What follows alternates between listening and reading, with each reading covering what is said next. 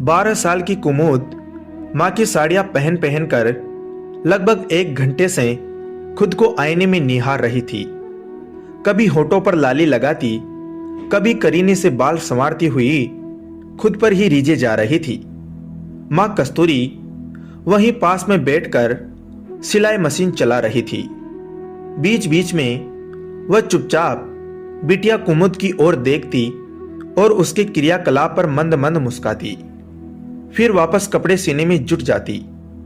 तभी कुमुद माँ की तरफ बढ़ी और अपने माथे की लाल बिंदी निकाल माँ के सूने माथे पर चिपका दी। वाह माँ, तुम बिंदी क्यों नहीं लगाती? कितनी सुंदर दिख रही हो इस लाल बिंदी में।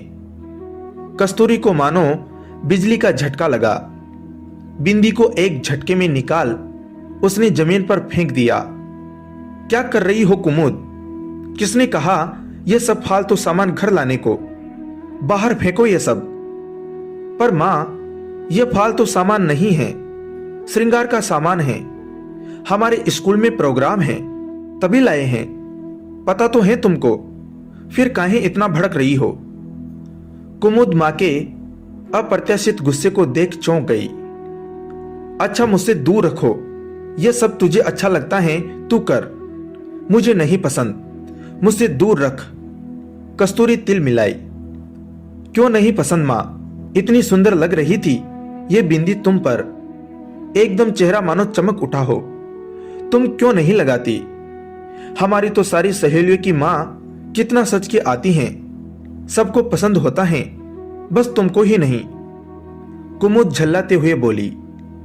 कस्तूरी के आगे पिछला सब कुछ घूम गया। कुमुद के पिता प्रमोद के जाने के बाद जैसे उसकी दुनिया ही वीरान हो गई। रंग बिरंगी जिंदगी को जाने किसकी नजर लग गई। कस्तूरी की गोद में 2 साल की कुमुद को छोड़ प्रमोद दुनिया से चला गया। कस्तूरी मानो दुनिया में एकदम अकेली हो गई।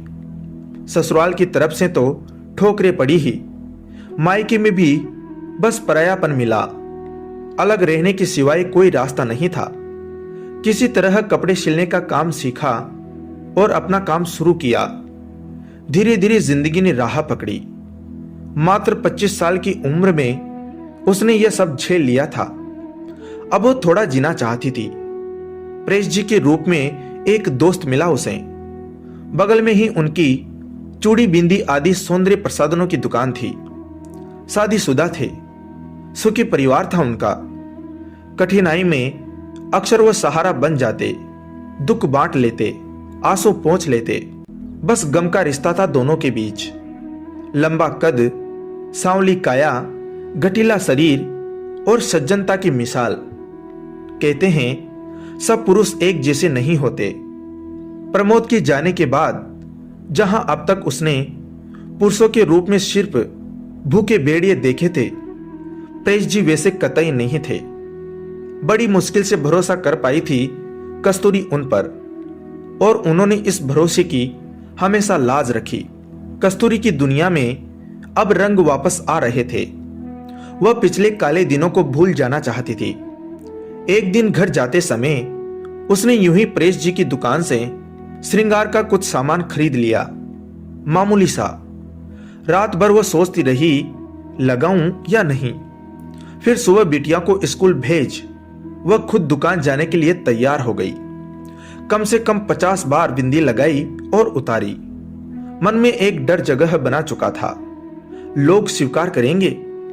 फिर जाने क्या सोचकर कस्तूरी ने माथे पर बिंदी चिपकाई, हल्की लाली लगाई, करीने से बाल संवारे और दुकान की ओर चल पड़ी।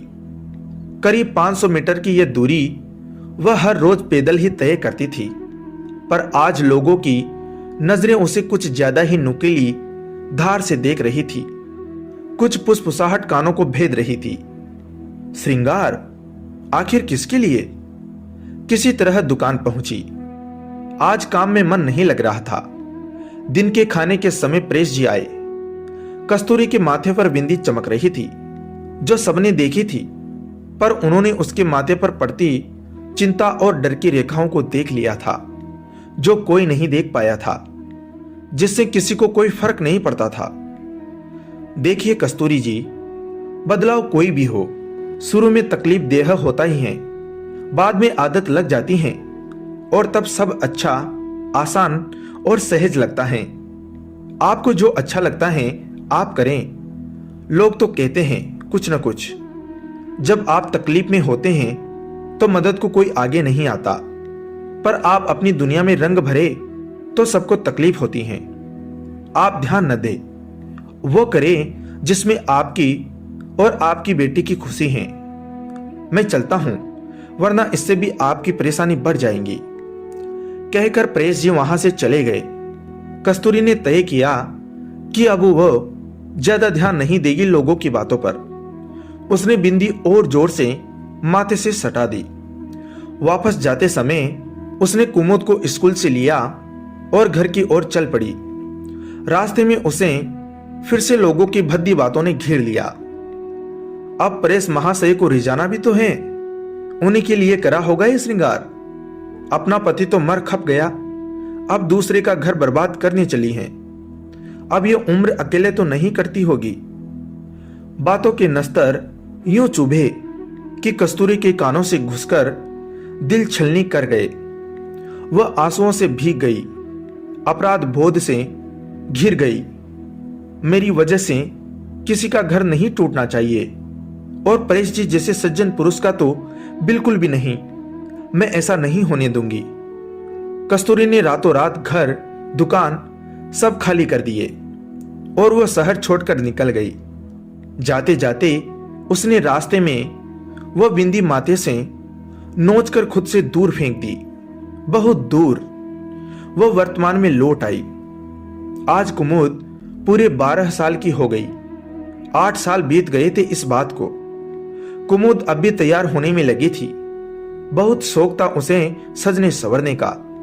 अपनी मां पर जो गई थी, मां को अपनी ओर ताकते देखा तो कुमुद फिर मां से बोल पड़ी, देखो मां, यह श्रृंगार तुम अपने लिए करो, अपनी खुशी के लिए। हमारी टीचर कहती हैं कि जो हमें अच्छा लगे वो करना चाहिए, बस किसी का दिल नहीं दुखाना चाहिए। अब टीचर गलत थोड़ी बोलेंगी। कस्तूरी सोचने लगी, आखिर क्या पाया उसने लोगों की बातें सुनकर, उनसे डरकर। एक भरोसेमंद दोस्त मिला था, वो भी छूट गया। किसको फर्क पड़ा? किसके लिए जिंदगी फिर से काली हो गई? किसने ठोकरें खाई? मैंने और मेरी बेटी ने। बस वो लोग तो अब भी खुश होंगे, अपनी रंगीन दुनिया में मस्त। फिर मैंने क्यों अपनी दुनिया फिर से बेरंग कर ली? क्यों शौक मार दिए? क्यों सजना संवरना बंद कर दिया? जबकि यह श्रृंगार तो मैं अपने लिए करना चाहती थी, बस अब और नहीं। कस्तूरी शेरनी किसी फुर्ती से उठी और बिंदी के पत्ते में से एक सुर्ख लाल रंग की बिंदी माथे पर सजा ली। कुमुद चहक उठी और कस्तूरी भी। आज उसे जवाब मिल गया था कि श्रृंगार किसके लिए। वह आईने में खुद को देख बोल पड़ी, श्रृंगार खुद के लिए। धन्यवाद दोस्तों।